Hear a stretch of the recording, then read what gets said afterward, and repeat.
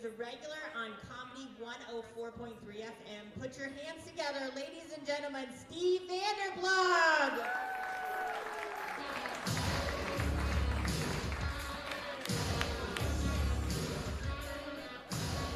Hey, what's up, everybody? Golden, how are you? Good, good. Hey, I'm Steve Vanderblog. I'm your host MC for the evening. We have a really good show. My job is just to come up here and warm you guys up with some stupid jokes. But first of all, I'm going to talk a little bit of shit. Why did nobody sit in this front row? Are you afraid that I'm going to make fun of you? Well, now you're easy to pick on. You're the front row now. Oh, I'm going to come back to you, and you're going to hate it. The back of the room? Fucking cowards. Okay.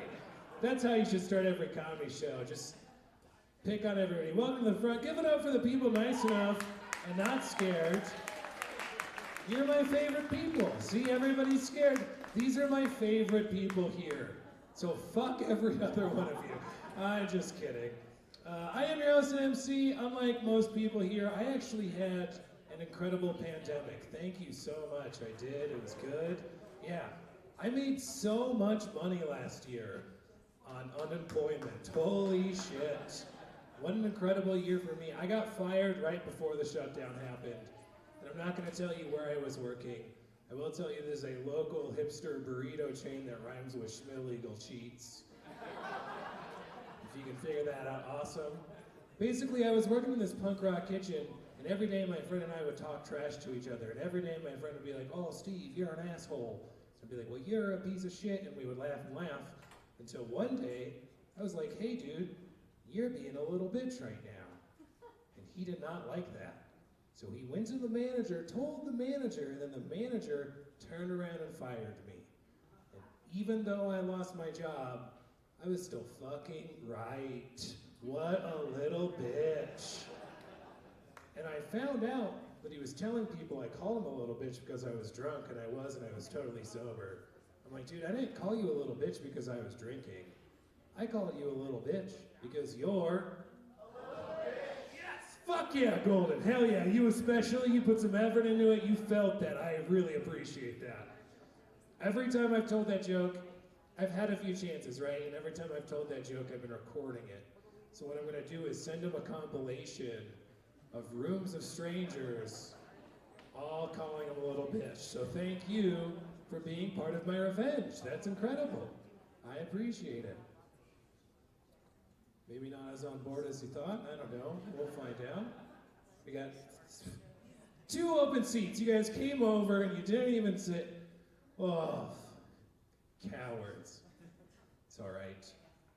I don't know. I got really good at cooking during the shutdown. Some people worked on baking. I got really good at cooking. And then I got really sick of cooking during the shutdown.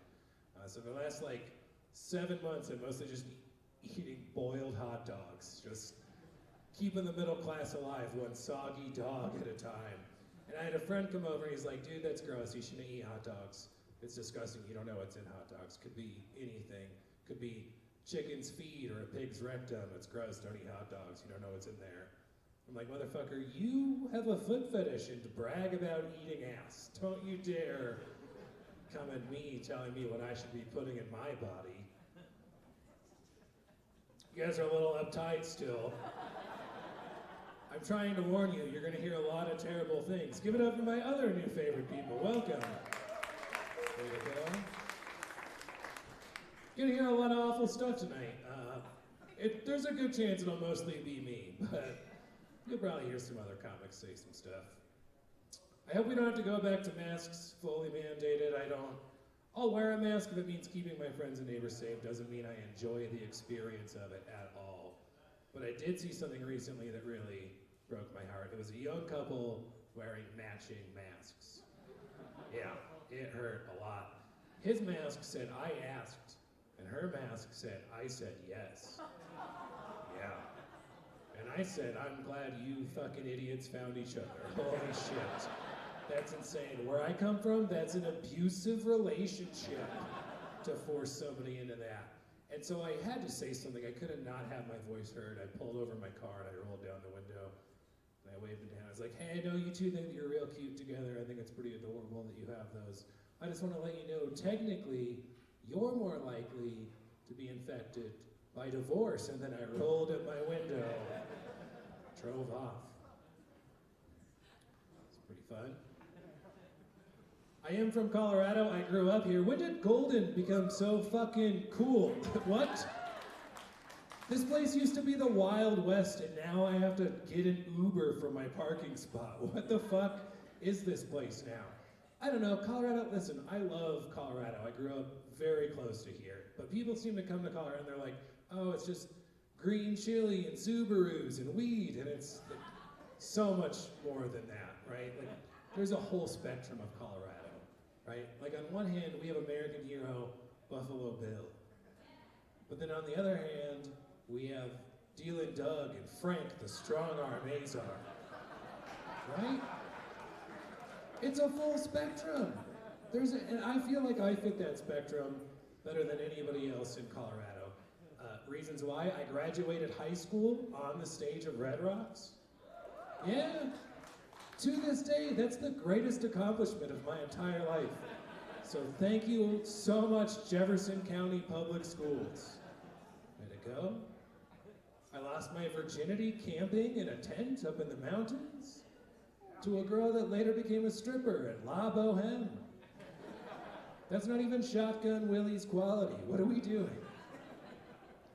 But people think that weed's crazy here, and they'll come here and they'll be like, Steve, how has legalizing weed changed your life? How has it affected your life? And it's like, in all honesty, nothing for me has changed at all. The day that I can go buy a bong at a Goodwill thrift shop, shit's gonna be crazy. But until then, it's been fine. And we can consider legalizing other drugs now with certain stipulations, right? Like, we can consider legalizing cocaine with the stipulation that as long as you're high on cocaine, you just have to work at a call center for DirecTV or Comcast. Let's get some shit done. I'm trying to talk to somebody. Got a good chocolate. Somebody over there, that was a snort. I'll take a snort. Ironic to snort at a cocaine joke, though, I gotta say that. It's pretty silly. Saw that I can win up to $1 million on DraftKings. So I joined DraftKings, and I'm getting shipped off to Syria next month.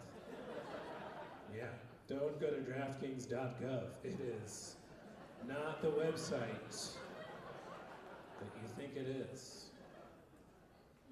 I do play fantasy football every year. My league has a destination draft. We're going to Coeur d'Alene soon. A couple years ago, we went to Grand Lake, Colorado to go jet skiing and boating, but the weather wasn't right. So we spent our Labor Day weekend hanging out in a cabin watching VHS movies. We're watching the movie Top Gun when we get to the scene where Tom Cruise is shirtless, ripped, glistening, playing volleyball with his friends. And one of my league mates speaks up and he's like, wow, this scene is really homoerotic. I was like, you're right, dude. The one thing gayer than this scene is 13 dudes hanging out in a cabin analyzing how gay this scene is. Way to go. All right, I think that's my time. I'm not sure what. I could go on for another 25 minutes, but I won't. It's not fair to the other comics, and mostly it's not fair to any of you. So we do have a good show. Your next comic come to the stage. I don't really know him, so he gave me a card to read for you for his introduction. I'm just going to read it from the card, everybody. So here we go. Our next comedian is a native New Yorker who now resides in Highlands Ranch. He's also a Vietnam veteran and now performs at Comedy Works. Are you ready for his New York attitude? Are you ready for his New York attitude? I'm reading exactly what it says. Let's give it up for Eddie from New York.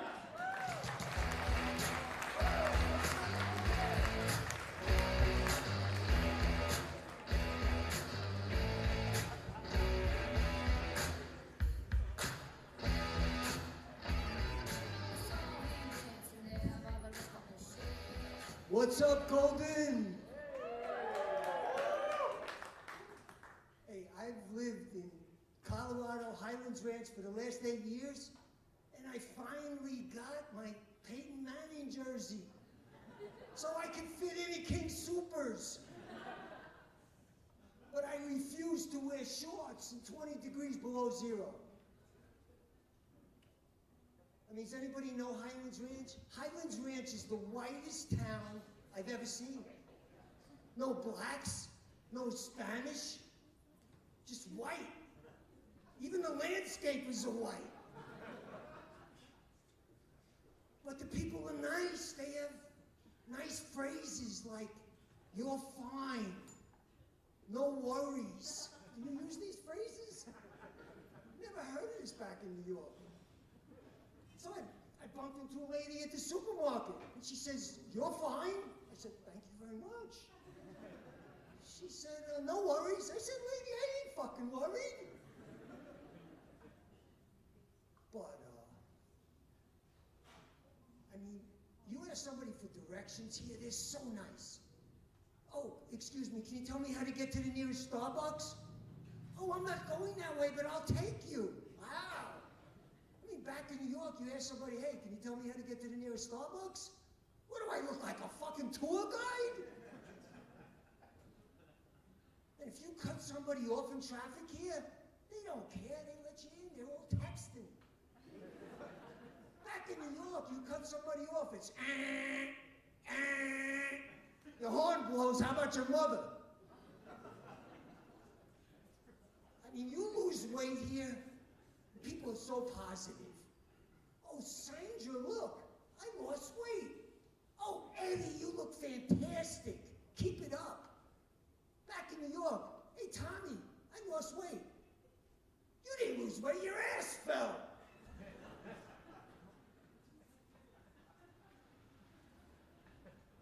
I mean, if your zip is down here, everybody comes up so polite. "Excuse me, sir, your zip is open." I mean, back in New York, it's like, "Hey, man, your zip is open." "Yeah, what do you want to see it?" But, are we glad this COVID is coming to an end? I mean, I had to make a telemedicine appointment with my urologist. And I'm holding the computer here, and I'm holding it here. And he's telling me to bend over, and my neighbor sees me through the window and reports me to child services. Now I got a record. I mean, I was so bored. During COVID, I listened to an old Tony Robbins tape. He told me I could accomplish anything I wanted in this life. So I started flipping houses, and I hurt my back. I mean, I lost $200 a month when Costco stopped serving hors d'oeuvres for lunch. I mean,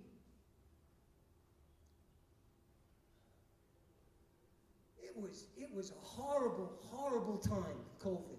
Horrible time. I mean, I got the worst case of COVID.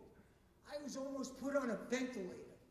Everybody's coming up to me, Eddie, whatever you need, Eddie will get it for you. Just tell us whatever you need. I said, how about $10,000? And they scattered like rats. I never saw them again. But, I just turned 70. And I want to stay young. I want to stay young. So I got stem cells. I got stem cells in my dick. So I want to keep it going. And they work so good, I was pole vaulting out of bed.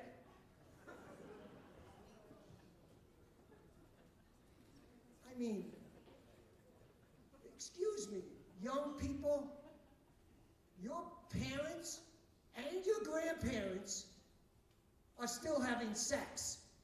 Spoiler alert. And it's disgusting. Did you ever see two old people making out? I thought I had PTSD from Vietnam. But seeing that's nightmares for life.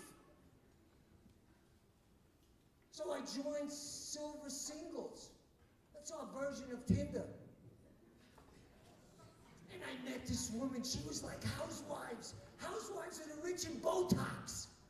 She had the white bustier, The butt was coming out, the boobs were all the way closed into her neck. And we're getting it on.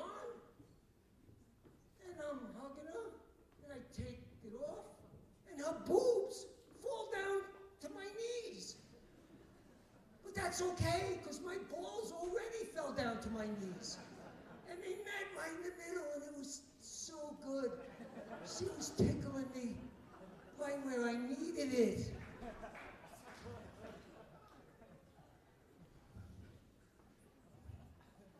And then I met a black woman. Sex was great. It was jungle fever. And then she tells me, I don't want to see your junk anymore. I said, junk? I refer to it as the family jewels. And she says, well, it's ugly. I said, ugly? I said, yours looks like a dried up river from the African Serengeti. And thank God you got a patch of orange hair covering it like Trump's hair. Then I met another woman, and a week later I found out she has no teeth. But the oral sex was unbelievable. Did you ever have a gum job?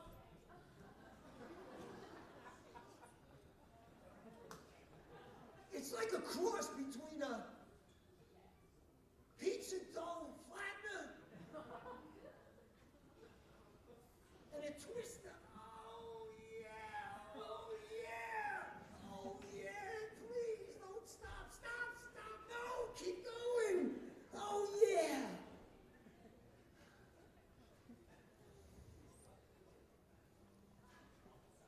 I mean, the holidays are only 5 months away. And all I could think of is that ball falling in Times Square. And all I could think of is my balls are falling 2 centimeters a year since the age of 35. I mean, I used to be 6'2", 200 pounds.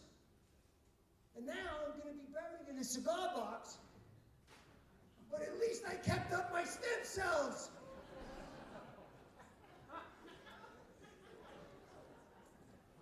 Thank you very much, everybody. Eddie from New York. Thank you. Hey, Eddie from New York. Wow. Yeah. Bet you guys miss me more than you expected to. All right. That's fucking right. Hey, give it up for your waitstaff one more time. They're working hard. Make sure you take care of them. Your next comedian come to the stage. One of my favorite comics in the town of Denver, regular over at Comedy Works, runs a bunch of stuff all over the city of Denver. Welcome to the stage, the hilarious Christy Buckley. Give it up for Christy.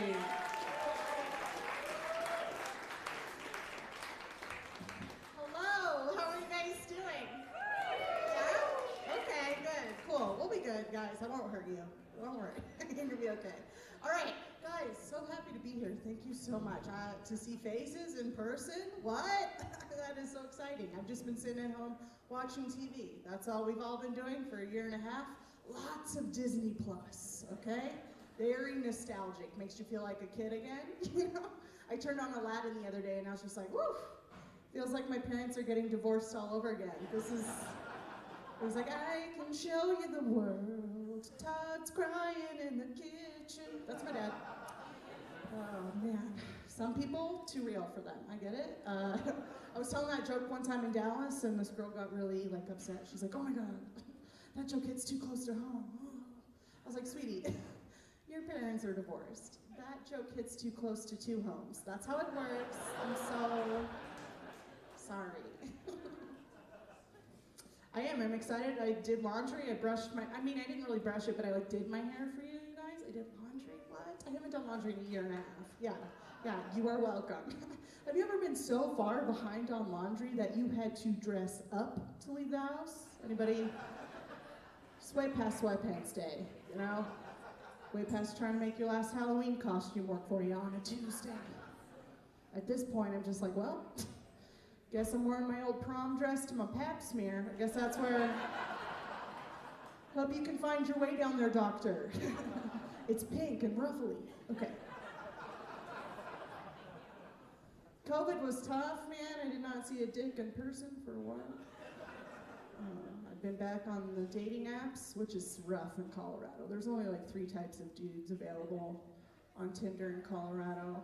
You know, number 1, a man holding a fish. Or a fish album, and you're just like, ugh, you know, no thank you. What do I want to fuck to a noodly guitar solo? No thanks. My hips can't handle it. Your second option is a gentleman and his dog, and they're in a sweet embrace, like they just finished fucking. And they're like, we're just looking for our dog mom. And I'm just like, there's no room for me in that bed. Don't fucking lie. Do not lie. You probably share a twin with your bed. I know men in Denver. The last option available in Colorado, my personal favorite, ladies, you've seen it if you're on the apps. It's a man standing on top of a mountain with his shirt off. That's your last. Super proud of himself. He's holding his little cardboard sign, you know, says Mount Princeton. Anything helps, God bless, you know. Just trying to get a snack for the way down, you know. And I started feeling bad for myself. I was like, I'm not gonna go hiking with you, I'm a cat person. What the fuck, you know? And then I started zooming in on those mountaintop pictures, and gentlemen, you guys are smiling, but your eyes are sad. You know, I was just like, damn, Brody, what did you think was gonna be at the top of that mountain? Your father's love? No, I'm so sorry. It's not up there. You lost that in the 8th grade when you forgot to box out in basketball, okay? Go back to middle school, find it in the calf, okay? Seriously, this is just a tip, ladies. First date question. I don't care. You don't care about anything about other than how many 14 years he has climbed. That's how you know how much validation that man needs, okay? You can, just a tip. I mean, I get it. I'm out there, I'm over 30, and I'm not saying like there's plenty of dudes around, but I have noticed the options are dwindling very quickly. You know, dating for me at this point just feels like I'm showing up to daycare late and all the good toys are taken. You know, dad dropped me off late and I'm just rifling through the toy box looking for a toy that hasn't been in someone's mouth today. That's all I want. You know? That's all I want. I realized recently I was getting too horny. I'm sorry, I don't even like that word, I'm sorry. Horny, ugh. You know, I like to call it nighttime bugly. Coming out. Okay, anyways. I realized I was getting too horny recently when I was sitting at home watching Bob Ross. And Bob was painting a winter scene, but I was getting hot. You know what I mean? His brushwork is amazing. It sucks you in. You know, he starts with nothing, and 22 minutes later, he's just like, you're just like, ah. I wish that canvas was my clit. I really do. I really wish it was. Yeah. He's giving perfect instructions, gentlemen. Pay attention, okay? He's just like, barely touch it. Short strokes. Just barely touch, very lightly touch the canvas. It's already wet. Just barely touch it. And you're like, yeah! That is a happy bush, you know? So, that is good. Thank you, the one person, big Bob Ross. I mean, I didn't know that Bob Ross turned me on, but I did figure it out, and I gotta tell you guys, pretty happy accident. Okay, that's for my Bob heads. Okay. What else is going on, you guys? I'm disabled. I have a disability, cerebral palsy, very sexy gimp. Thank you, very sexual, very nimble in the hips. Yes, very rigor mortis in the knees. It's like a dead person. Anyways, sorry, I'm trying to find a fun way to bring it up. When you have a cerebral palsy, at least for me, I can't explain for everybody. If you don't know what it is, I'll explain it for me. At least it's my brain doesn't really talk to my legs. My legs don't really talk to my brain. And I was just thinking the other day, I was like, what if I don't even have cerebral palsy? What if my legs just speak Spanish? Have we tried it? What if I was like, andale hermanos, and I just tap dance off stage, just too quick for the top half to keep up, you know? Andale hermanos, and the legs just come alive like the mops in Fantasia. We're ready to clean the stairs, Mickey. The spell is broken. Lots of Disney Plus, okay? You can get cerebral palsy from a few different things. You guys are wondering, you know, can we share a beer? No, that's my alcoholism, though, different problem. No, you can get cerebral palsy from a few different things. Number one, I was born very early. Maybe the cookies weren't done in the oven. Okay, but I like a soft chip. I do, it's gooey. Gets on your lips. Snack for later. Okay, I don't know what that part means either. You can also get cerebral palsy from shaken baby syndrome, but we don't like to talk about that at my house. Right, Todd? I'm kidding. My dad did not shake me. Relax, it's a joke, okay? My dad did not shake me. You'd have to hold me to shake me. So there's just like a whole, that's the best joke. Shut up. I'm not afraid of you. That is the best joke. My dad did not shake me. These are jokes. You're gonna be fine. That's like the number one, like, just joke that people groan at. And I would just like to remind you guys that groaning is just laughter dying on the lips of cowards. So that's you. That's your problem. Let's see what else, you guys. When you have a disability, people say a lot of dumb things to you. You know, I had this couple come up to me one time, and they're like, "Oh my gosh, are you okay? Did you hurt yourself?" And they were dressed really nice. You know, at first I was like, "Is it laundry day?" No. They were just, it's a tiny callback, yeah. No, but they were just it was Sunday morning, they were coming from church, they had their gold crosses on, very sweet people, and they're like, "Oh, did you hurt your foot? Are you okay?" They're kind of condescending about it, so I just kind of, I don't like that tone, you know, so I was just like, "Oh no, thank you so much. I am not, I did not hurt my foot. I was born this way, so God hurt my foot, so." He's quite the craftsman. Tell him I said thanks.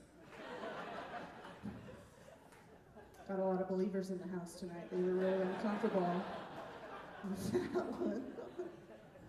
I mean, since we're on the topic of religion, it's not a popular opinion, but I do think it's my place to say, I don't think disabled people go to heaven. Yeah, sorry. The only way to get there is a stairway, so it's just like, what? That's not for me. Song's not called Ramp to Heaven, y'all, all right?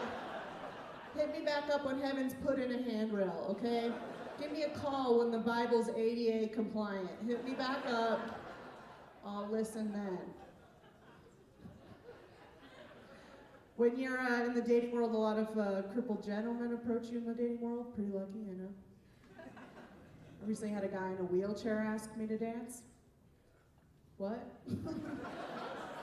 I was like, how's this gonna work? You know, watch my toes. You know, I was scared. And this probably sounds like a really sweet and epic start to a love story for you guys. You're like, that's so great, you guys found each other. Oh, I know what you guys think about when you see people with disabilities. You guys all think we're something sweet and docile, like a puppy with wheels for legs, or like a midget carrying a baby, like Willow from Willow. It's not the case, you guys. We're assholes. Every disabled person you know, fucking asshole. Mostly because you guys let us, okay? That's your fault. Yeah, I could just spit on the grave of some poor man's dead wife later tonight, and he'd be like, "That's okay, sweetie, you're doing the best you can." Like, he would just, that happens all the time. So disabled people, we're not nice to each other either, though. Like, this definitely, like, our palsy, like, power, our crippled power doesn't work on each other for sure. And I gave this guy in a wheelchair a dance. It was just a regular I mean, it felt like a lap dance, but that's because he was sitting. I can't control the levels. And after one song, he went to leave. He said, "Thank you so much for the dance." Or I said, "Thank you so much for the dance. You know, nice to meet you." And he looked at me and he goes, "Thanks for what? You're terrible at dancing." I know. I was like, "What? Put your brakes on, buddy." Literally. I'm bad at dancing? Newsflash, motherfucker. I might be bad at dancing, but you're in a fucking wheelchair. You're not good at anything. Yeah, I said it. I'm not afraid. I'm not afraid. Fuck that guy. Yeah. I skipped away to prove a point. I was like, bye. I fell down. Skipping's pretty hard for me. But I got up and I walked away. And you know what, y'all? He didn't. Okay. So that joke goes, that's a dark path, that joke. Thank you for going down that dark path. Even though that path is dark, I would just like to remind you that it is handicapped accessible. Thank you so much. Okay. I'm good. That was dumb. I hate myself. Okay. Thank you guys so much. I never know what's going to happen when I get up here. You know, people either like my stuff or they love it. And so I just don't know what's going to happen. What's going on recently? OJ's still talking to the media. That's surprising to me. It's like, you literally got away with murder. We use that as a figurative speech usually, but you actually did it, literally. So maybe just shh, you know? He's still out there though. Like an article just came out last week, you guys, where OJ said, I don't like to go to LA because at any given point, I could be standing next to the guy who did it. That's what OJ said. And I would just love to disassociate from my own mistakes in that way, you know? I'm following OJ's lead, you know? Pretty soon it's just gonna be me and I'm just gonna be like, hey man, sorry, can't go to Greeley. Might run into that bitch who fucked my best friend's boyfriend senior year. Sorry. You know? Sorry, can't go to TGI Fridays. Might run into the lady who fought my sister the night before Thanksgiving. It's me. Do you get it? It's me.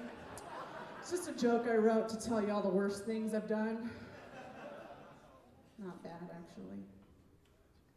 I like to think that every conversation that OJ has sounds like that scene in The Fugitive, you know, where they're all just like, OJ, where do you want to go to eat? And he's just like, I didn't kill my wife! You know, like, and we're all like, we don't care, man. We don't care. And he's like, oh. Well, let's go to Chop House. You know, I just think that's, okay. I'm sorry, I'm done with the OJ stuff. I'll stop it. What else do we want to talk about, you guys? I do have a dating is weird, it's tough. Getting back out after like the COVID has been interesting. You know, all during COVID, I felt like the boy whisperer. You know, I had to approach every man like a spooked horse, you know, just like, you're so pretty, you're such a good boy, that's good. Do you want an apple? Yeah, get it. Apple, iPhone, put your number in there. You know, you just gotta like sneak it. Doesn't work. And it's been tough, you know. I've been back on the apps, it's not going great. It's not going good, man. You would not believe the audacity of men who live at their mom's house. It is just like insane. It's like you don't pay rent, you can't pay your bills, and yet you come to my home and start making rules, you know. This guy I was seeing recently, he came into my house, first thing he walked in the door, he's like, we take our shoes off at this house. I was like, I'm sorry, what's happening? What is happening, you know? We got to my bed, we were gonna make out, he's like, oh, cat's off the bed at this house. And I was just like, excuse me, this is Miyagi's spot, she's letting you borrow it. Okay, she'll be back up in there once you're the fuck out of here. Why don't you show a little respect to Miyagi? Plus, you want my cat on the bed during sex. Very supportive, okay? She'll jump on your back. She'll, like, knead your little back, you know? She just does that little massage thing. She turns into a very supportive boxing coach, you know? She's just like, keep your head in the game, kid. One more round, one more round. You know, like, very good. You want that. You want that. It's tough on the apps, though, you guys. That's the only, like, dating outlet we had during COVID, and now it's, like, just everywhere. And as a disabled person, it's very tough on the apps because there's no, like, symbol that you can be like, I'm disabled. You know, like, there's no, like, you can't just, where do you throw it out? You know, in your bio, that seems aggressive, you know?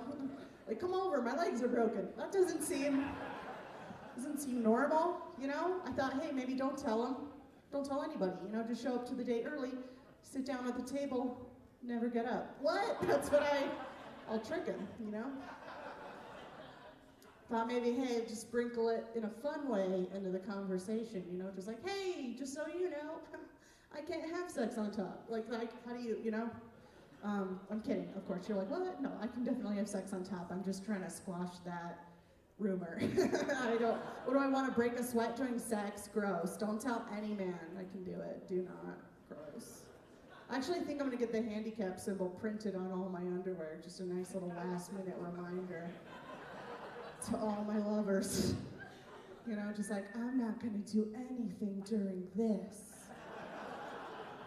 You have fun. Enjoy your parking. Okay. I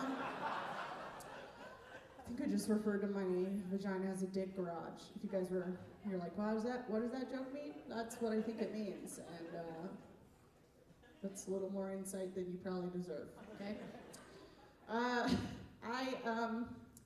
I decided recently that instead of trying to like talk about it in the conversation, it's tough to explain, obviously the funnest way to talk about my disability is to see my comedy. So I started sending guys my YouTube link. I was just like a link to a video, watch it. Just, hey, watch my stand-up. You know, like I'm pretty good at it. If you don't like it, you know, then maybe we won't date. But like it's a pretty good intro to me, you know? And I realize that this probably makes me sound like a psycho egomaniac, like narcissist, just like trying to go famous, one Tinder swipe at a time, just trying to get my views up, you know what I mean?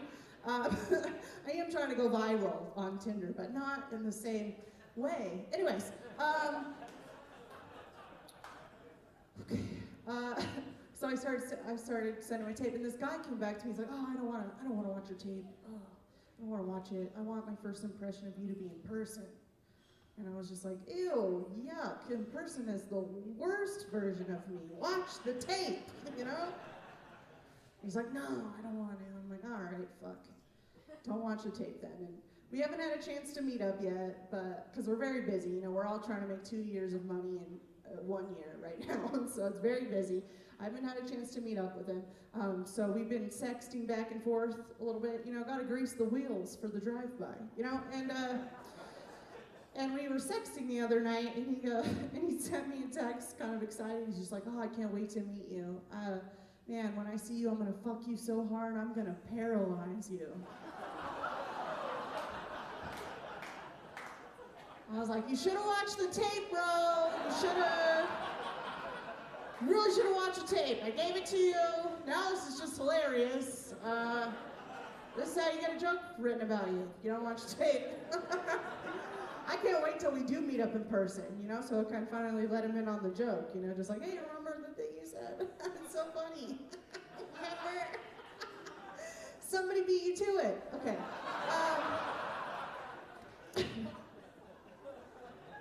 We're good. What else is going on, you guys? I'm a teacher. I'm a teacher, and I know, well, it's probably scary to hear that. I'm sorry.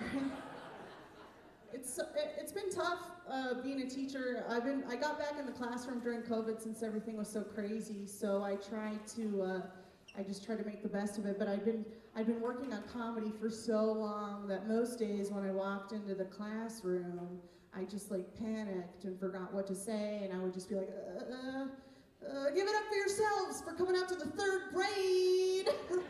Tip your bar staff. It's me. I have whiskey in my purse, you know, so trying to get it. Really strong believers in education in this room, I see. It's tough to be a teacher. Is anyone here a teacher?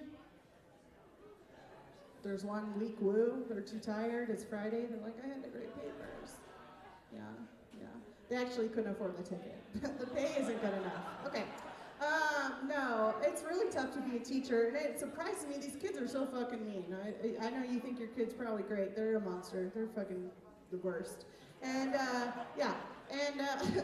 I know that you think that it's wonderful, but like it surprises me how mean these kids are. It surprises me that they're talking about arming teachers in the classroom. It's like, you do not want me holding a gun next to your shitty child's face, you know? It's like, "Don't fuck with me, Bryce! Don't fuck with me!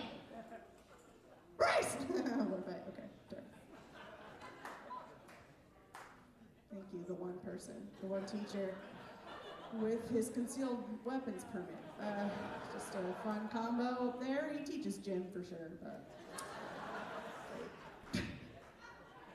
Before I get out of here, we have an awesome show. Greg's going to be up here. It's going to be awesome.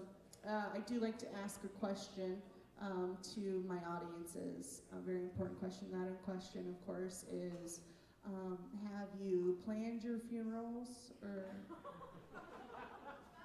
no? Yeah, one person in the back. Okay. Okay. I just wanted to maybe encourage you. Let's think about it. Okay. Let's maybe plan our funerals. Okay. I'm not planning on going anywhere either. All right. But you know what? It's your last party. Let's make it good.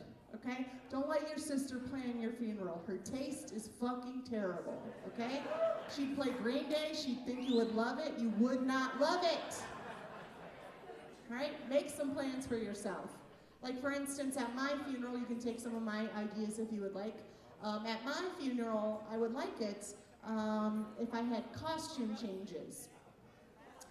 For me, the corpse, I'm a fancy bitch. Okay. Nope. Okay. Sorry, that one was a joke one.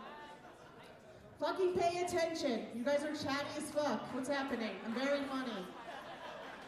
I'm very confident in how funny I am. You guys just forgot how to be audiences at your home for a few months, okay? Thank you. The one guy's a very big fan, and it really is nice to have him in my corner. At my funeral, I would also like it if all of my ex-boyfriends took a shot of tequila in honor of me and then sucked a lime out of my open, gaping mouth. Body shots, baby! They're chilled. I've been in the fridge all day. I'm sorry, that one got dark. Those ones are jokes, though, you guys. Those ones are jokes. I would absolutely like, this last one's real though. This one I absolutely want. I talk about my disability on stage. I hope it helps people think about how they perceive people with disabilities. So I'd like to celebrate that at my funeral. So I've decided recently that since I have cerebral palsy, I would like it if at my funeral, my pallbearers also had cerebral palsy. You know, just drag in the box till it You know, if you got a bad hand, you better be using it. You know what I mean? I want that casket just banging on the pews on the way down the aisle. Watch your fingers, everybody, going around down through this church. You know? I want the casket set on the edge of the hearse, and then that guy I gave a wheelchair dance to just comes by and rams it in there. You know? And he whispers to himself, and nobody in particular, "Who's walking now, bitch?" And then we're going to get handicap parking for the cemetery. Absolutely, all right? We only have about 10 feet to take the box. Let's take 5 hours to do it, okay? After about 3 hours, I want the other guests to be like, do you guys need help? And they're going to be like, how dare you? You don't think we can do it? I knew it. We're palsy bearers. We take our job very seriously. And the casket will start bucking and rolling, and the doors will start popping open, and my arms will start flinging out. But eventually, they're gonna drop it. That's what I want, you guys. Big finish, tuck and roll, okay? I'm disabled. My best bit was always falling down. Let's do it one more time in death, you know? And as my body tucks and rolls down a hillside or like a staircase, if it's available, I just want all my friends and family to just gasp in complete fucking horror, you know, just like, oh my God.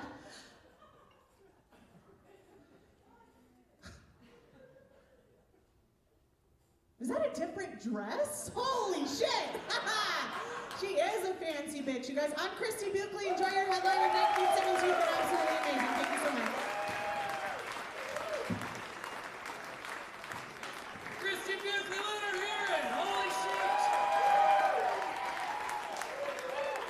Completely reckless with this mic stand. Good thing she's not blind. Holy shit.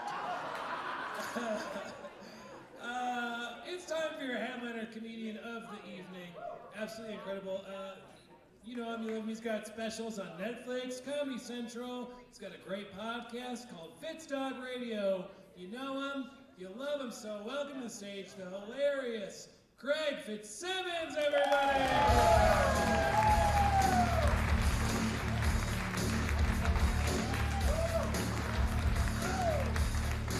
Thank you, Colin!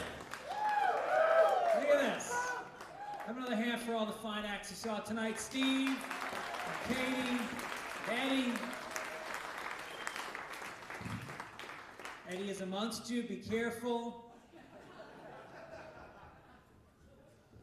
It's nice to be in Golden. Oh, so beautiful. So beautiful here. And I can't breathe.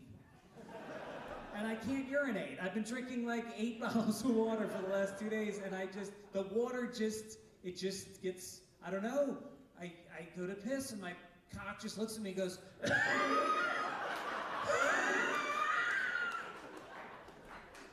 fucking nuts. See how Denver loses. How do you lose a home game when you're the Denver Broncos? Just huddle up, go long. Again.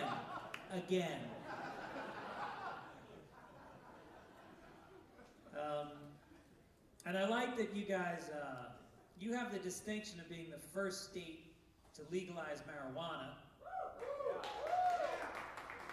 I thought there'd be like more of a reaction because you guys were pioneers and you're not, oh, you're all fucking high, that's the problem. You were the first, and you made a lot of money. You made a shitload of money, and you carved a trail for other people, and then so you made all this money from your dispensaries and your pot buses and whatever bullshit you did. And then Oregon came along a couple years later, and then Oregon legalized it, stole some of your fucking tourists. And so then, what was it, last year? You guys legalized mushrooms? Nice one. Suddenly people are coming back. Drinking a little mushroom tea, laying in the green field, looking at the snow-capped mountain, tripping their balls off. Colorado's back. But, then Oregon upped their ante during the last election, where they legalized everything. Literally, cocaine, heroin, LSD. You want to do it? You go to Oregon. And now Colorado's going, hey, what the fuck, guys? Baby steps here, baby steps. So now I'm just picturing like Colorado during the next election cycle. Your governor's just going to come on a national commercial and go, want to kill somebody?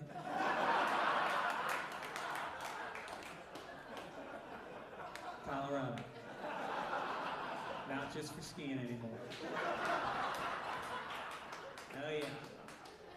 You got your image. I like the you got fucking burnt today, dude. Your sunburnt is shit. What did you do? Did you get in one of those little inner tubes and float down the river like an asshole? I gotta say, you look like an asshole when you float down the river in an inner tube. It might seem fun, but we're all laughing at you. Is that what you did? What did you do in the sun? Oh, it's allergies? That's even more embarrassing. Instead of sneezing, you turn bright red? Really? Oh. Is it your whole body or just your face? It's your whole body. Wow, that's really sexy. Did it start in childhood and it's still going on, or was this a new sexy new thing to happen in older age? As you get older, cool shit happens. Your dick fails, your hair falls out, you get hemorrhoids, you turn into a fucking light bulb. So you take allergy pills for that? Yeah, all right. Well, I hope it didn't embarrass you.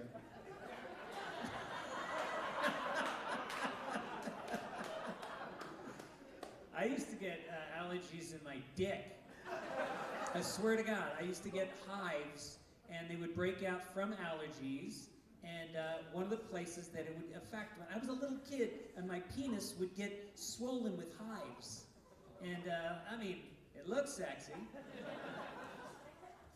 But, no. Yeah, I like the look, though. The Colorado men are always sporting that cowboy look. I love that shit. It's always like the shirt with the snaps, the cowboy hat, the boots, and then you go sit in a cubicle and sell insurance all day. Go get them, Tex.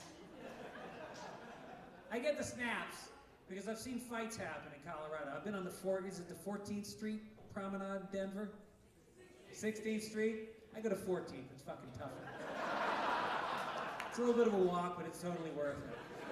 Just to get off the beaten path a little bit. I always see the fights break out, and the first thing that happens is guys always rip their shirts off. That doesn't scare me. When I get in a fight, I take my pants off. Because who wants to fight a guy with no pants? And an erection. Makes people uncomfortable. What? It's hives. It's hives. So, yeah, this is good. This is good. Nobody's got masks on, which is good. Well, it's not good for all of you. Some of you would be better. So you've got like a fucking hair mask on your face. Is it hard to even wear a mask over that kind of a beard? Does it? Use a bandana, because I hear that's highly effective. They say literally don't bother wearing anything. A bandana does nothing. And what do you do for work? You're a machinist. Doesn't the beard get caught in the machinery? Do you tie it down while you're working? No, just don't get your face near it. Yeah. Or fucking shave because you're a machinist, I guess. That'd be the other option. That's a commitment to a beard. Well, I like it. You look woodsy. You look woodsy. Rugged. How many people are high tonight? Clap if you're high. A lot of people. Yeah, that's good. It is amazing that it's still not legal in all places. I live in Los Angeles where it's legal. But you know, every week I'm in a different state and there's a different rule. Can we just get on the same page and legalize fucking pot at this point? I mean, we have a national holiday. It's an international holiday. I've been in other countries that also celebrate 420. 420. Yes, I was in Canada. They celebrate 420 in Canada. And so I just think like, and first of all, I found out 420 is celebrated on April 20th because I was told because that's the police code for a marijuana bust. Now I've heard different things. I see some people shaking their heads because of course potheads have a lot of theories about pot stuff. There's a plethora of information on the internet that potheads like to read about pot. Potheads know tons of information, but really only about pot. Like it's always like, well, this cannabis is a sativa, so it burns on the high end, and the enzymes actually counteract the base molecule. Aren't you supposed to be at work? Fuck, I forgot.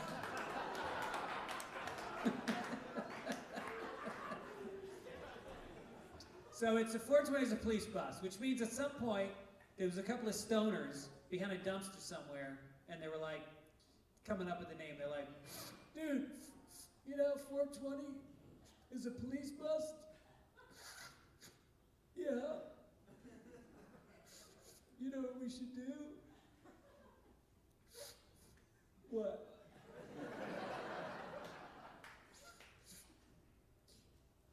What? So it took a while. It took a while to get organized and get it cemented, but they got it. They got it down. So yeah, glad the COVID's over. It was an interesting time. Obviously, it sucked. I mean, at least with AIDS, like you had some fun catching it. You know what I mean? You had some ass sex. You shot up some drugs. There was a party. Now it's like a fat guy coughs on you at a Panda Express and you die. That's not fun. That's no way to go.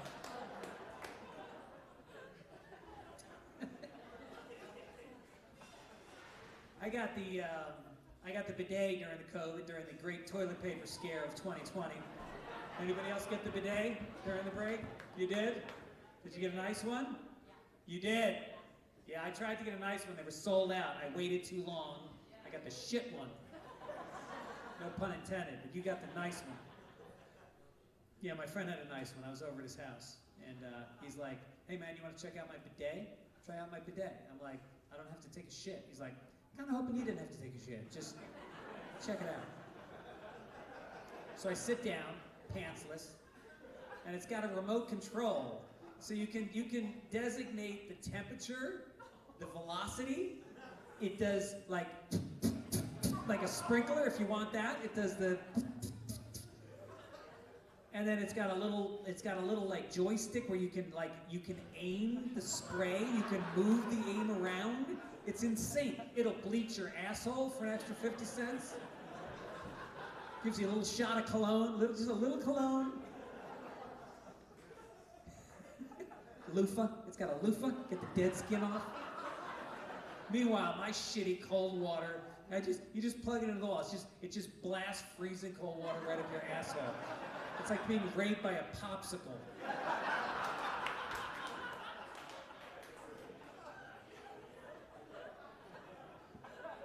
But I didn't catch. I just feel like at this point it's been, and I'm just glad that we're completely over it. I haven't read the news in a few weeks, but I'm just glad that we've moved past and we can just forget the whole thing ever happened. At this point, I'm just like, just fucking give it to me already. I'm tired of the suspense. Where am I gonna catch it? Who's gonna give it to me? Am I gonna shit my pants? I just wanna know. I feel like I'm a skinny kid in a dodgeball game in 6th grade. You know, where you just fucking hit me. Hit me so I can sit down and have a juice box and cry for a little while. Anybody here get it? Clap if you caught the COVID-19. Yeah, some people did. Sir, did you get it bad? No? And I noticed she didn't clap. Do you live together? So she took care of you? No. She didn't take care of you? She just stayed away from you. But she gave you meals? Yeah. Okay. You're a lot of fun to talk to. Is this, do you have the long haul from the illness? Made you kind of shut down and emotionally depressed? All right. I'm glad you're here, man. I'm glad all you guys are here. Thanks for coming out, by the way. This is a nice new venue. You never know what's going to happen with a new venue, but we got some people. And so anyway, what if you got it? I was thinking about this. What if you got it bad, like really bad, death sentence? They send you home. They tell you lock the door, don't talk to anybody. We're sorry, but you're going to go. And we'd all be thinking the exact same thing, right? I just want to get laid one more time. That's it. That's all you want. So you fuck the dog.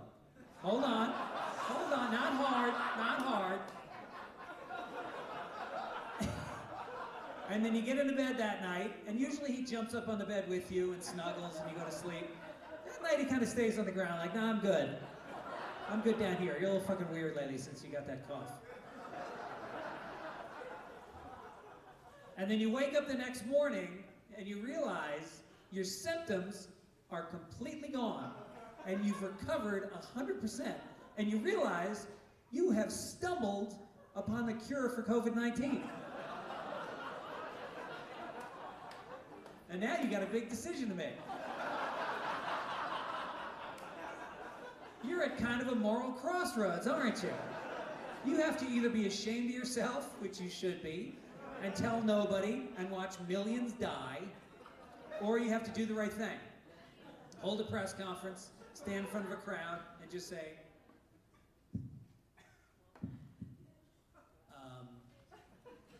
funny story. And then once you tell people, good luck finding a dog, there will be a run on pet stores, the pound, all those shitty dogs, they'll be gone, especially the big ones. Big ones will go first. Because you don't want to fuck a Shih Tzu, that feels wrong. And what if then people started fucking dogs and they didn't get better and you realize, oh, it's just my dog. That'd be a rough day for that dog. All right, that joke was kind of a test to see where you guys were at as a crowd. And you have both passed and failed at the same time.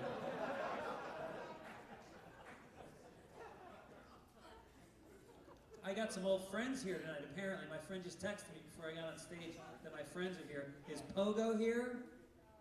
Hey, Pogo! How are you? And who are you with? Gigi. And Gigi. Yes, hi, Gigi. I don't remember you as much as I remember Pogo. These two women I know from back in years ago, and they both have something in common, which my friend texted me and reminded me. My friend Tom O'Neill reminded me that he fucked both of them. And I thought that'd be fun to bring that up during the show.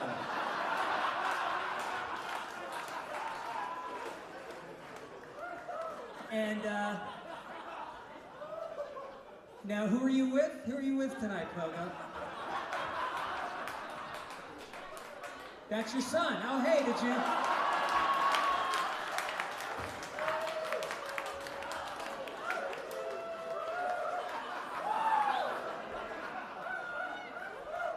Funny, you look a lot like Tom O'Neill.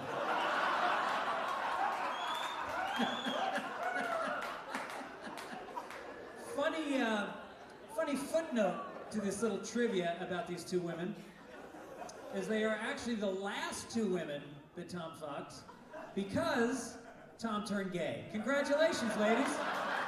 You did it. You did it. You turned a man. And Gigi, who are you with? Is that your husband? No, that's co-husband. Oh, that's your husband. Okay. Well, that's sweet. Isn't that nice? Now, do you remember the phone call when Tom told you that he was gay? No, he told me in bed, in the dark. He told you in bed? Really? So you had sex. Oh, you didn't have sex, but you had sex. No, never talked about it because Oh. you Yeah, I can imagine. This guy came out at the age of 40. He was 40 years old, and he wrote this book. He made me promise I plugged the book. He wrote a book about Charles Manson called Chaos. If anybody listens to the Joe Rogan Experience, Tom O'Neill is the guy that wrote the book Chaos about the Charles Manson murders. And he's been on my podcast too. Anyway, he's a fascinating guy, but he is gay. And here's the funny thing about Tom is on my podcast I sell these pills called Blue Chew. It's one of my sponsors, and it's a boner pill. Yeah, some guys are very excited about Blue Chew. You chew it, and then you pop an erection, which is a pretty nice experience.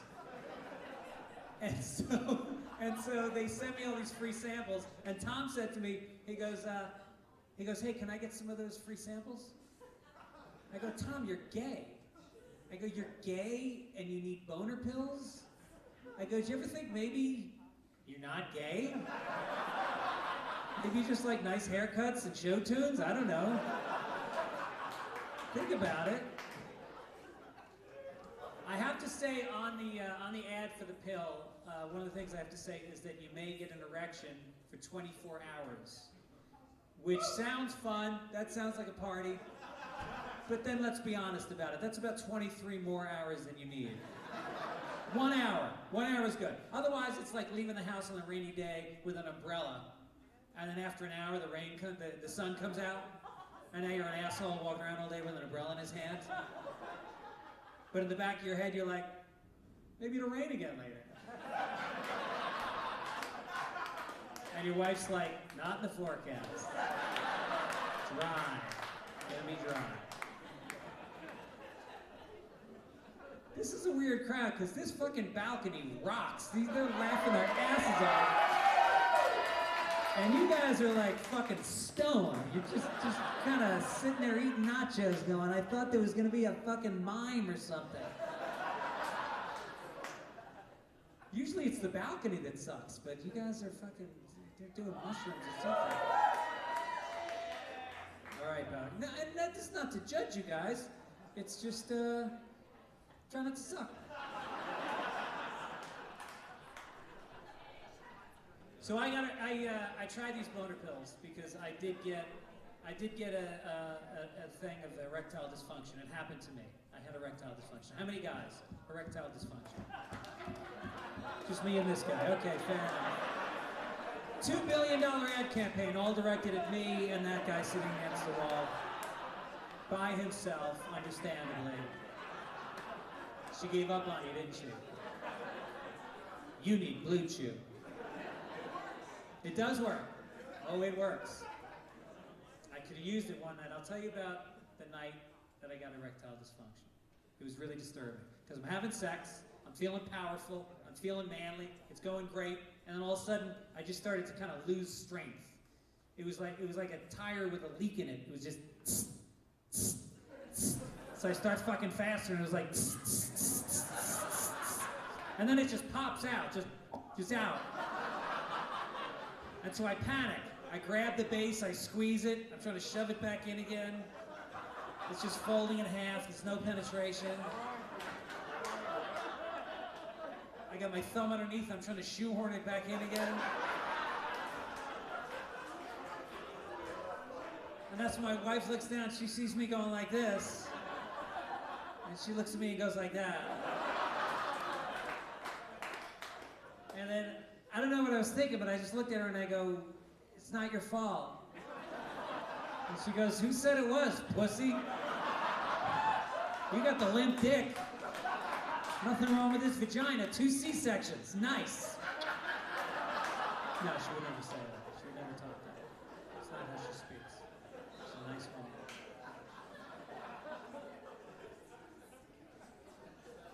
So I'm drinking a little, drinking water tonight. I quit drinking. Not like you people I know. Boo. Right.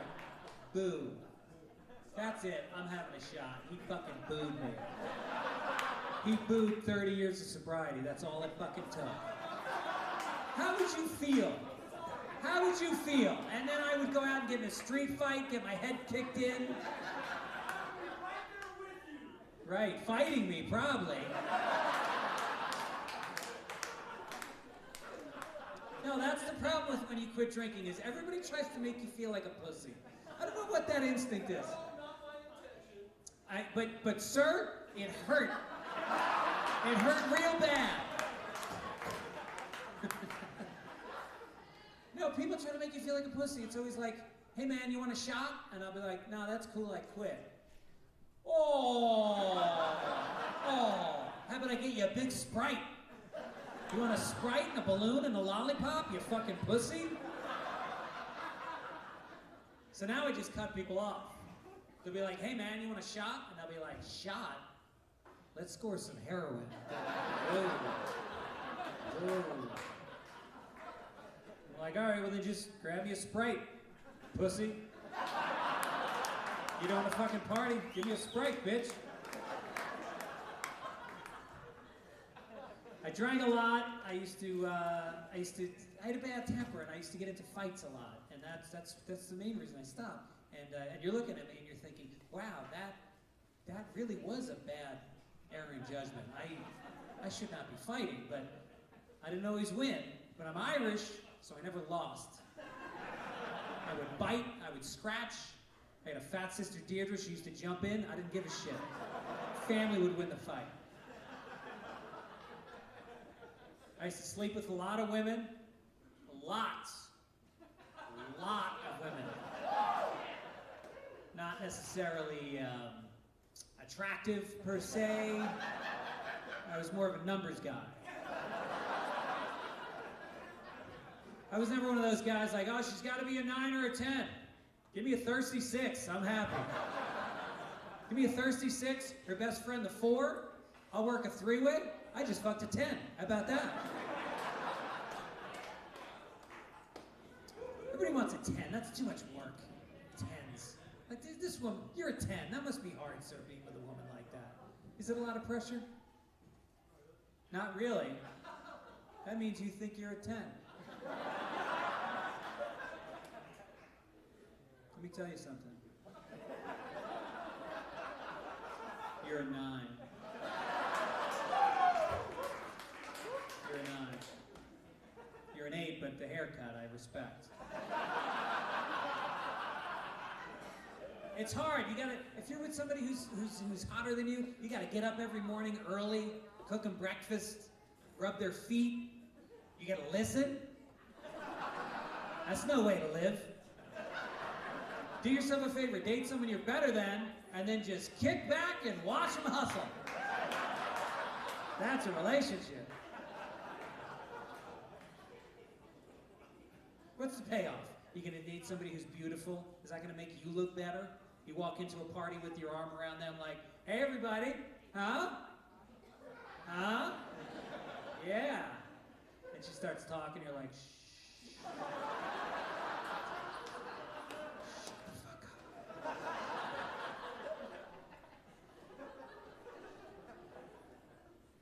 So I did it all, and now I don't do any of it. I'm married now, monogamous, I'm sober. I took anger management classes, court ordered,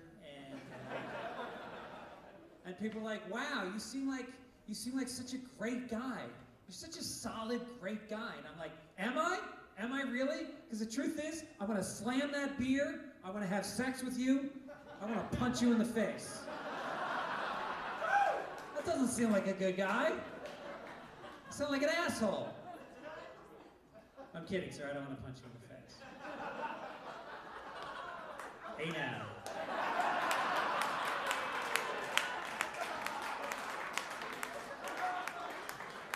Now you guys got some sun today too. You look like you got a little red. You think it's the lighting? No, he's red. Did you go in the sun at all today, sir? No? It's just under bright lights. Okay.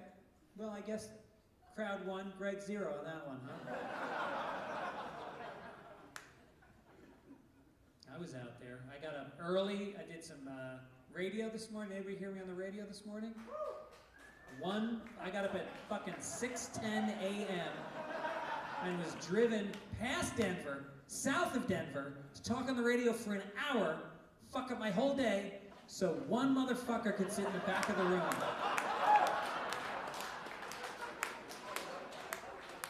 Unbelievable. But I actually got inspired. I came back, and there's a mountain bike place, a bike. What am I, from France? A bike store. I speak this language, I think. And so I go into the bike store, and the guy recognized me, and I asked him about renting a bike. He's like, "No, I'm gonna comp you a bike. I'm gonna give you this fucking $10,000." He gave me this unbelievable mountain bike, and he set me up on this whole route. He sent me up to Table Mountain, North Table Mountain, and I rode that bike all the way to that park, and I went up the fucking hill, and I'm looking for rattlesnakes, and there's boulders. I fell 3 times, and I just kept getting up going, no, mountain biking's fun. Mountain biking's fun. It's 90 degrees out, I'm sweating my balls off, and all these dipshits are flying past me. What's up, dude? Nothing's fucking up. Slow down, asshole. But I did it. I asked the guy how far I went. He said you probably went about 10 miles, which is 9 more than I think I've ever done. And my taint strip is on fire. So I got back, and then I was driving past that river with all the idiots in the inner tubes, and so I dove in it. I dove in that water, and that shit is cold. Felt good. Came back to my hotel room and fucking crashed for 2 hours. Had 4 cups of coffee. Now I'm here. It's a good day in Golden.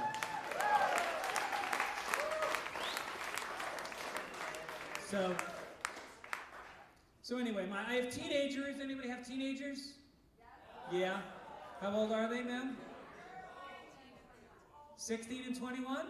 Yeah, I got that. I got that. Something like that. Yeah. 21-year-old in college? Where?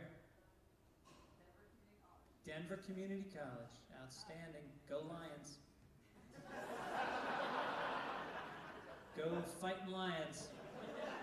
What if I fucking knew? Imagine if I knew Denver Community College's mascot. That would be a fucking hero right now. My son is also in college. Which I'm shocked that he's even going to college, because he is not a bright kid. He's dumb and he doesn't work hard. I love him, but just a shit student. He literally got all D's through high school. All D's. He got like 1 C and the rest were fucking D. He took the SATs, he got like 100. Which I think is bad. And so we have to hire one of those fancy Hollywood college placement advisors. $350,000. But he got into Yale. He's going to Yale. Yeah, it's pretty exciting. He's on the rowing team, so that's pretty cool. Because he's never rowed before, so it was kind of a miracle. And we just let him know he's Native American. His Indian name is Him Row Slow.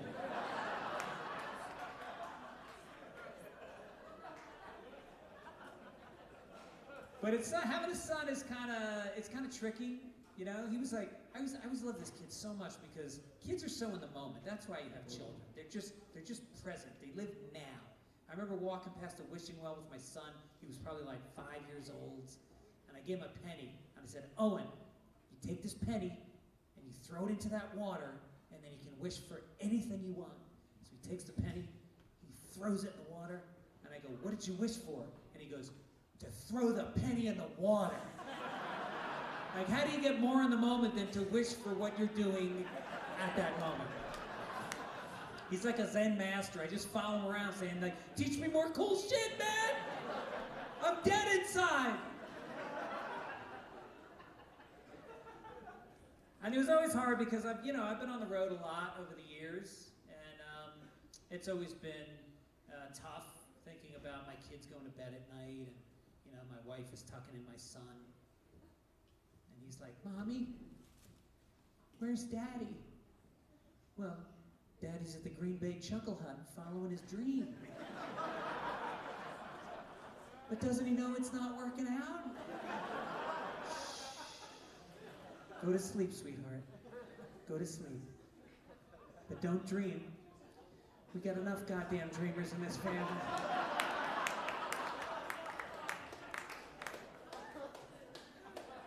The tough thing about having a son, and do you have a son, sir?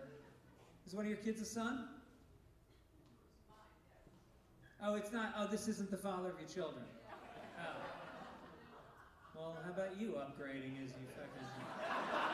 There you go. Take the sperm and fucking hit the road. That's your policy. Well, listen. Raising a son is difficult. Because for a lot of men, and a lot of men can relate to this, it's very hard to be vulnerable with your son. Because you're supposed to be tough. You're trying to, society puts this pressure on you to set a certain archetype, and you follow that. And so that's why we have sports. Sports is a safe place where you can watch the game get played out on TV, and you can almost like play out whatever's going on in your relationship through what's happening on that field. It's a safe space to do it. Like I remember watching the Super Bowl a couple years ago, just me and my son on the couch, and I'm like, wow, seems like Tom Brady's having a hard time lately. He's like, yeah, he kind of is having a hard time. I said, well, what do you think is going on with him? I said, well, honestly, I just think Coach Belichick is pushing him too hard. I think he's riding him all the time. Well, that's probably because Belichick sees how much potential Brady has, and he wants to make sure he helps him reach that full potential. Well, he should back off. It's too much. Well, Brady's a free agent next year, and then I guess he could figure out where he's going to get his own money from.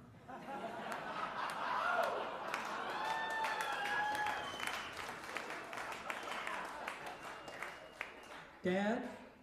Yes, son? I think Tom Brady might be gay. All right, let's watch some hockey. Here we go.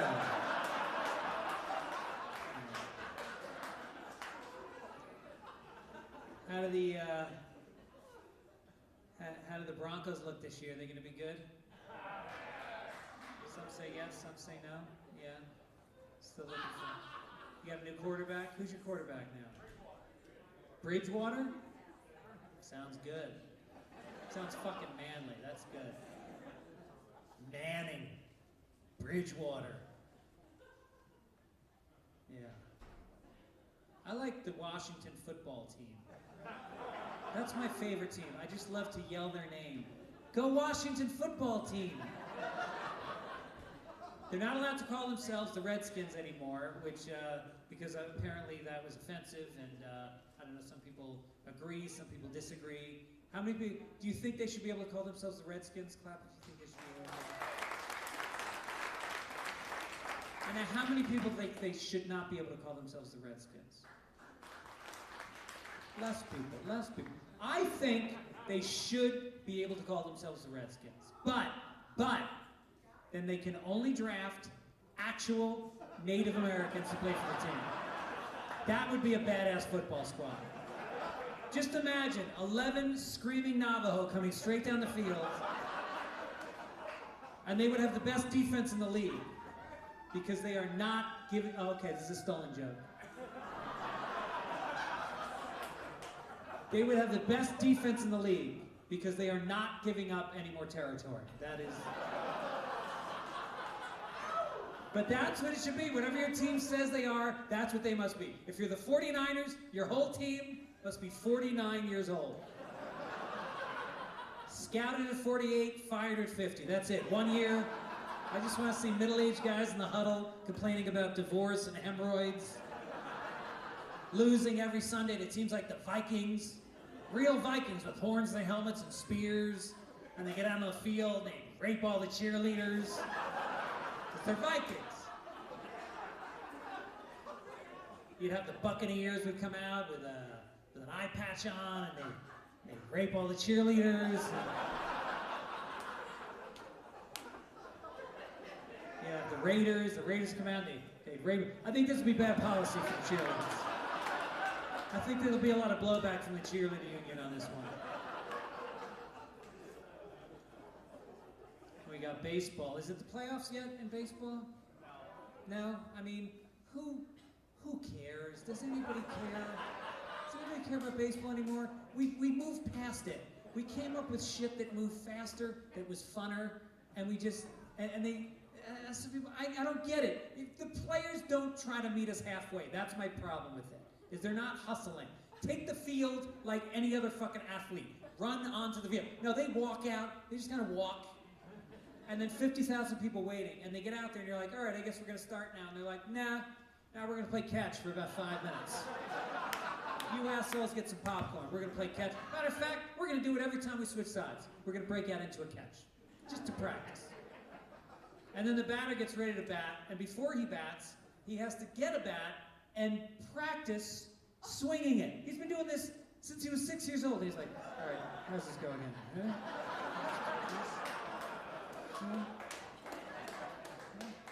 And then finally he's ready, he steps up to the plate, he stands there for like 15 seconds, then he's like, timeout, I just need a couple more.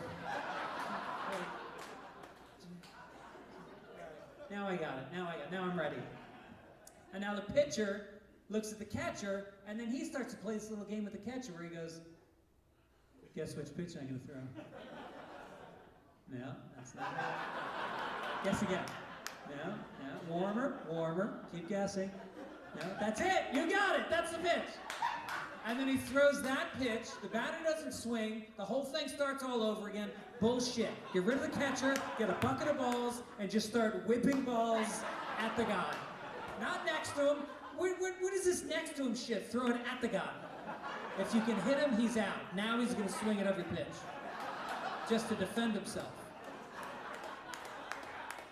And no more stopping at each base. What is this? They take a little rest at first, little timeout at second. No, run all, what are you, 6? Keep running. You keep running until you're tackled by a guy from the other team who's carrying the ball. And a bat. Every player should keep a bat throughout the game. That's what I want to see. 18 guys jacked up on steroids, frothing at the mouth, swinging bats at each other. That I would watch every night. Thank you. Thank you, Golden, Colorado, and outlying areas. Look at you guys up there with the backstage view. Did you get here late? Yeah. What town are you coming from?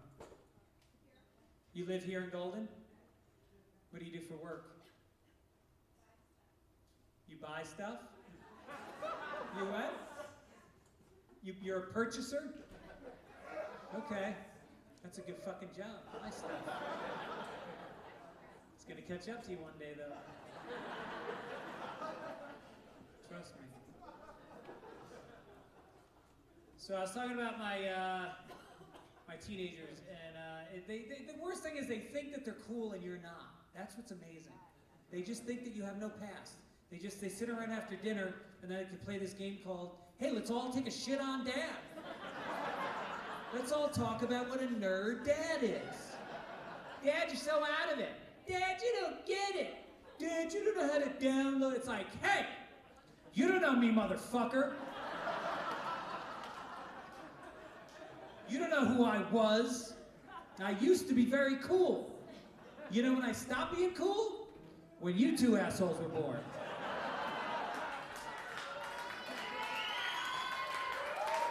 Before that, very cool. Way cooler than you will ever be. You know why you won't be as cool as I was? Because you're not being raised by an abusive, alcoholic parent. That's why. And that can change. You're not cool. What are you, 16? When I was 16, I was high at dinner. Every night. Look at you. You're not even high. I was baked out of my mind, laughing. Look at you all clear-eyed and normal. I used to get in a fist fight every day after school. You wear a helmet to ride a bicycle. Pussy. When I was a kid, only the really good athletes got trophies.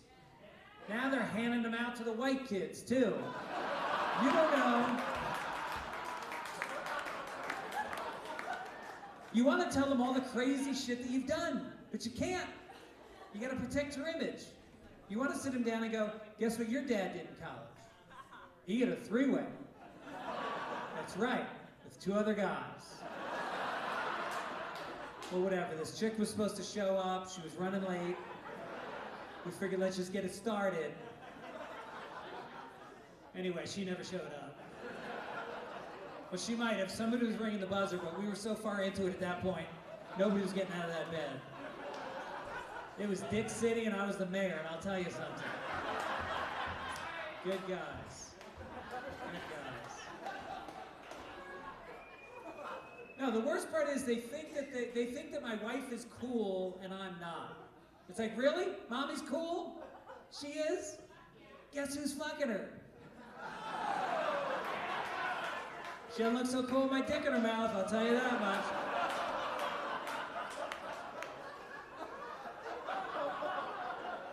Mommy looks silly sometimes.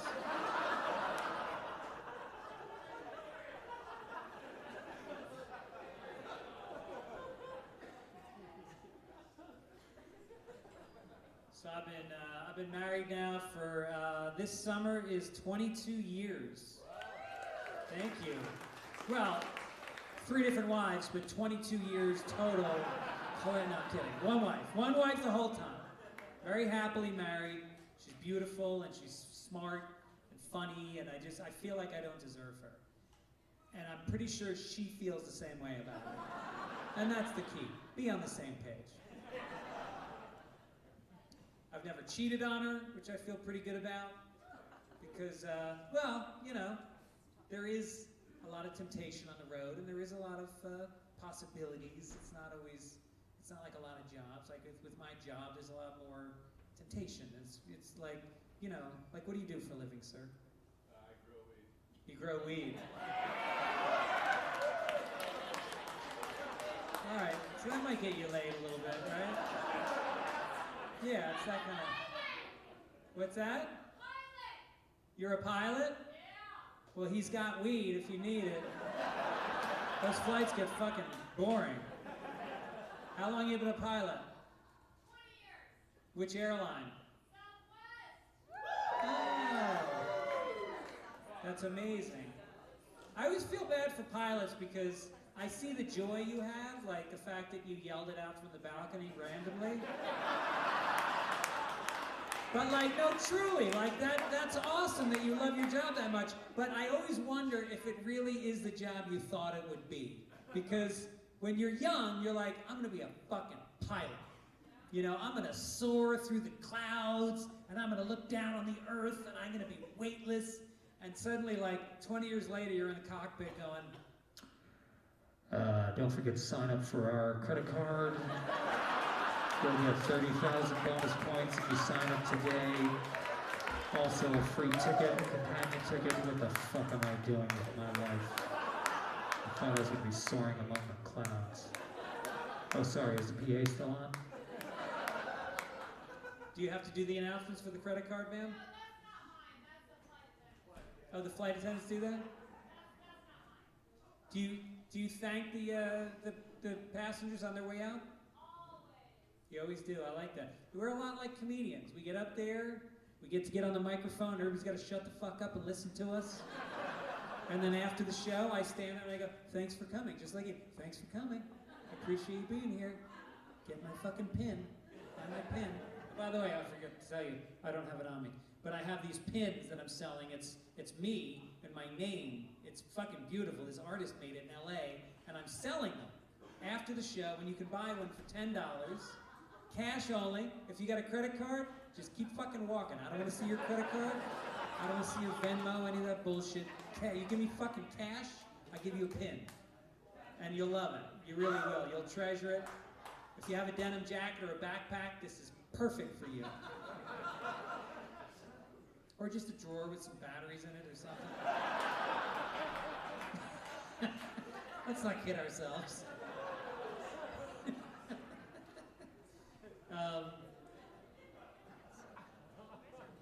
Yeah.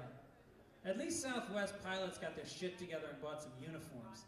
I was a little hesitant getting on a plane being flown by a guy wearing a shirt I've only seen on a drunk guy in my entire life. Those Hawaiian shirts. Did you used to wear the Hawaiian shirt? Wasn't that the outfit though for a while? For Southwest? Yeah, it actually was. It was. It wasn't a regular uniform, was it? Like the 60s, probably. Now she's all different. What's that? I'm thinking Spirit? Fuck Spirit. Spirit has gotten so tight, the last time I flew, I got to my seat, and here it was, 6C, and there's somebody sitting in 6C, and I said to the stewardess, "Someone's in my seat." She's like, "Oh no, we do laps now." That's how tight it's gotten with Spirit Airlines. I just made that joke up, just now.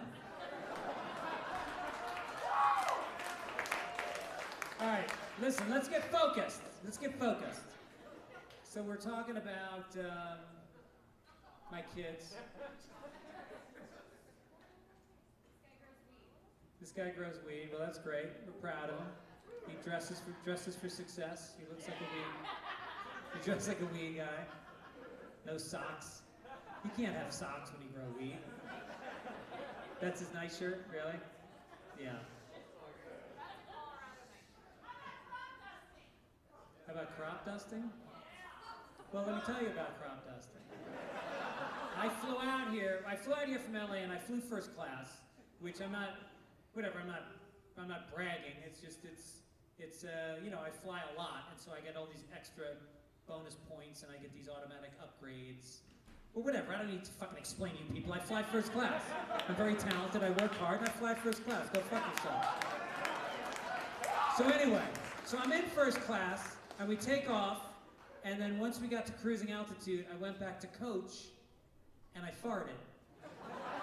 And not to be mean, it's just that there's so few people up front, they would have known it was me, you know? So I just kind of headed back, and I didn't just stop at row 12 and rip it. Little at 12, little at 18, little at 26, kind of crop dusted around. Then I head back up to first class. They're like, "Welcome back, Greg." I'm like, "Good to be back." Little gamey back there in the cheap suits. Quick, close the curtain.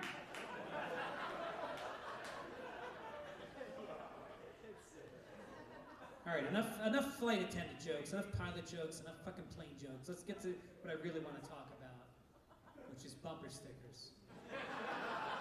I just made a bumper sticker. There's a company, and I'll tell you about it after the show. There's a company, you can get on the internet and have them make a bumper sticker that says absolutely anything you want it to say. Which I see some people are already smiling, like, wow, that's... Here's what mine says. It says, how's my driving? And then underneath, I had them put my actual cell phone number. I slap it on the back of my car. I got on the 405 South. I started driving like a fucking asshole. And I just waited. I waited. And eventually my phone rings. I'm like, how can I help you? Guy says, well, one of your drivers is driving erratically. I said, well, I'm very sorry, sir. And now what kind of car are you driving? And he tells me. So I look all over the highway. I spot him. I pull up right behind him. I start honking the horn. I'm like, you fucking rat. Tattletale. Snitches get stitches.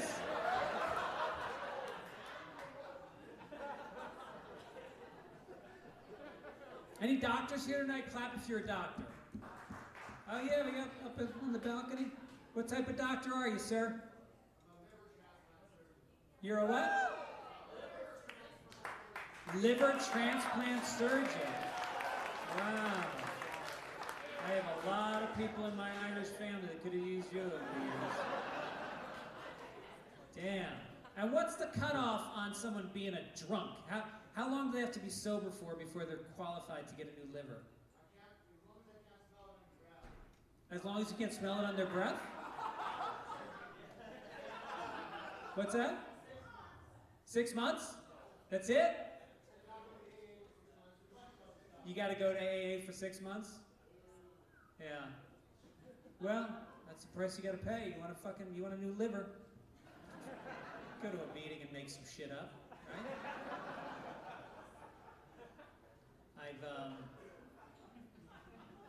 I ask because there's different kinds of doctors. You don't just get to be whatever kind of doctor you feel like being. You have to go to medical school, study really hard, and then depending on your grades, you're qualified to be certain types of doctor. Like, you don't just graduate and go, I think I'm gonna work on brains. And then they look at your report card and they're like, no, we get you down for feet. Your feet, toenails, shit like that. And if you score lower than that, then they're like, yeah, we can't have you working on grown-ups yet. You gotta be a pediatrician for now. Till you get good, And you gotta think, when you're on one knee all day with a flashlight in your teeth, pulling people's ass cheeks apart, you gotta stop and go, I drank too much senior year. I should have focused, because now I'm an asshole out there. I know about this because my uncle was a doctor. He grew up very poor, so to put himself through medical school, he actually had to do porno movies. And it had a real effect on his practice. To this day, whenever he gives a woman a shot, halfway through, he pulls it out and sprays it all over their face.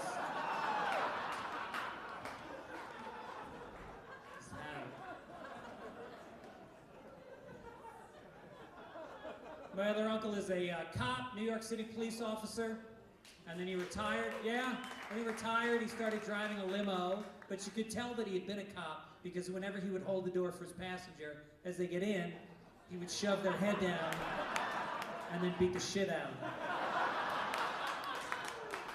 But then he'd also plant drugs on you, so not all bad. You get an 8-ball out of the deal. So I am Irish. I did the ancestry DNA because I want to know just how Irish I was. Anybody do the ancestry test? Yeah? Any surprises, ma'am? Swedish. Swedish, but you're blonde. I would have thought you knew you were Swedish. A lot of mix, but all Swedish. All Swedish.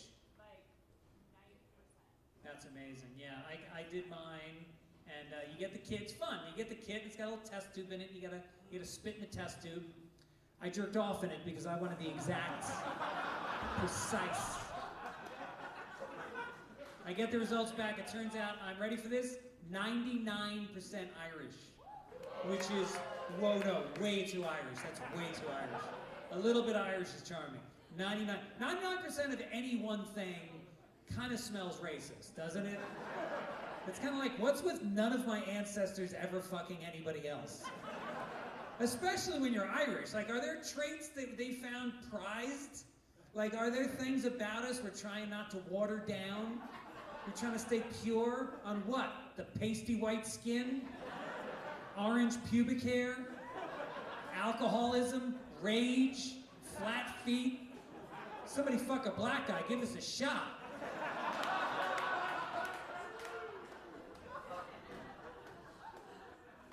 My grandfather moved from Ireland to the Bronx in 1920, and his name was Florence.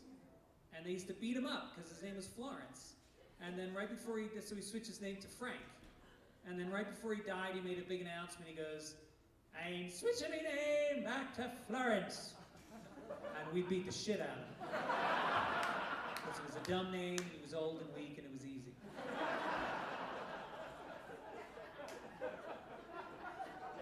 My mother thinks the Irish are the most holy of all people, the most spiritual, the most special. She's like, you'll notice, a lot of Irish people born right around Christmas. Just like Jesus. And then I got old enough to read a calendar, and I saw that Christmas is exactly 9 months after St. Patrick's Day. So really, it's got less to do with divine intervention and more to do with some unprotected makeup sex after a slap fight at the Blarney Stone that day.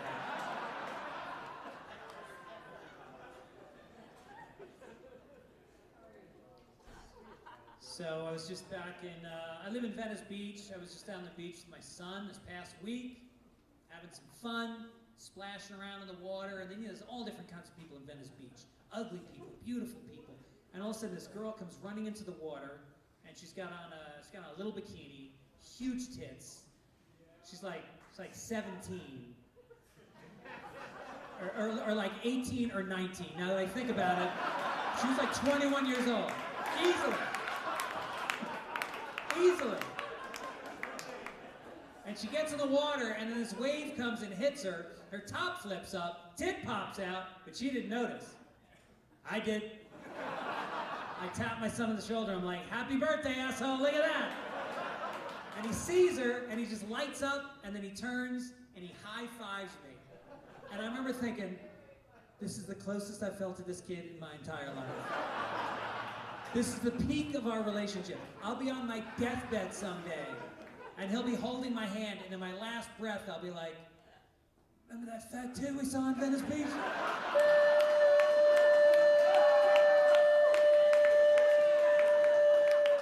And I'll be off to titty heaven. Because we love it. Accidental nudity. Nothing makes a man happier. You bend over, we look down your shirt, we're like, saw it. Didn't take it to dinner, didn't pay $1, saw the tit. That's joy. That's joy on our faces. And I'm sorry, ladies, it's just not the same for you. We sit down in a pair of shorts and our dick flops out, you're like, put that fucking thing away. Jesus Christ. What are you, Harvey Weinstein? I don't want to see that shit. So I had this amazing thing happen in Portland, right along these lines. I'm staying in this hotel, and it's a U-shaped hotel, and I'm on the end, on the 10th floor, and I walk into my room, I look out the window, and I realize I can see in the room across from me. Curtains open, lights on, and there's a young couple, a beautiful young couple, and they're having sex on the bed. And I'm just standing there going, this is the greatest thing that's ever happened to me. Because they're good looking and they are athletic. They're having some varsity Olympic sex on that bed. She's on her back, legs in the air. He's standing in front of her, one foot in front of the other, like a European. He's got style. He's got all kinds of moves. Going in fast, taking it out slow. Going in slow, taking it out fast. Little from the left, little from the right, drops to one knee, does some oral, stands up, keeps fucking. I'm high-fiving the glass. Go, man! I'm proud of them. But I don't want them to see me, so I just close the curtain, and then I just kind of pop my head through the curtain. Like I'm a photographer from the 1930s.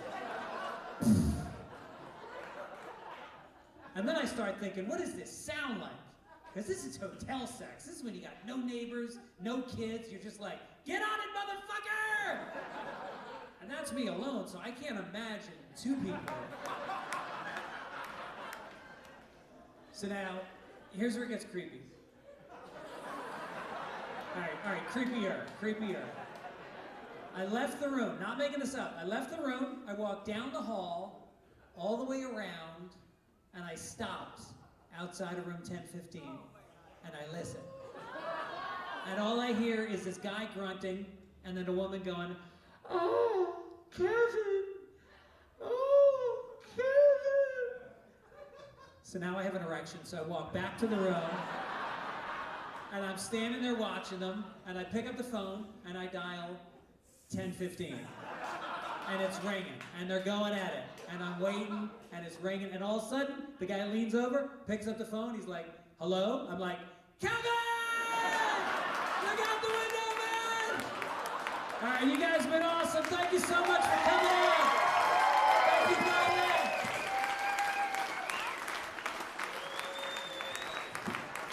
Greg Fitzsimmons, everybody. Let him hear it. Yes. Thanks for coming out. We love you guys. Make sure if you're too drunk, don't, drive. Get behind the wheel. We don't condone that. Get a Lyft or a taxi or something, you goobs. Thank you so much for coming out. Have a great night. Get home safe. Bye.